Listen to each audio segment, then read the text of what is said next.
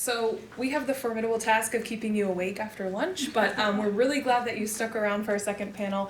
I'm really excited about it. I think the women represent a depth of knowledge and experience on DPRK and working there. My own organization, Mennonite Central Committee, has been working inside North Korea since the 90s. And we have spent over $20 million on different food assistance, relief, and development projects. A few weeks ago, I was at a meeting convened by some different organizations, and it was all organizations that work inside North Korea. So some are NGOs, some are faith-based groups.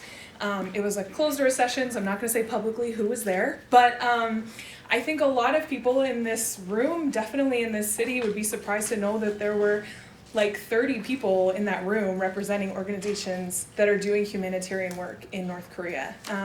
So there's a lot of activity going on, and I think it fits so perfectly with our theme today because that work really is about bridge building. You can't do humanitarian work with any kind of integrity if you're not building relationships on the ground, and I think, I know especially Linda and Kathy are going to speak to that really well for us. So that's what a lot of us here are concerned with, about really building relationships, using those as a starting point for furthering diplomacy between our two countries. But we think before that can happen, you have to build trust, and those relationships need to be there. So I think we'll have some good discussion, and then hopefully plenty of time for questions and answers as well. So I'm just going to quickly read a little intro for each of our speakers, and then we'll just have them proceed one after the other.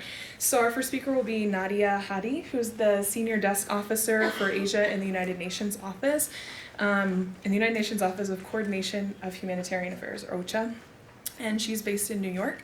And in that capacity, she provides policy advice to senior UN officials on humanitarian development in countries that she's responsible for.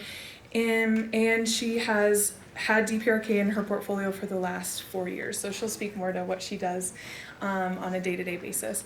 Our second speaker will be Linda Lewis, to my left, of the American Friends Service Committee. She is their country representative for China and the DPRK.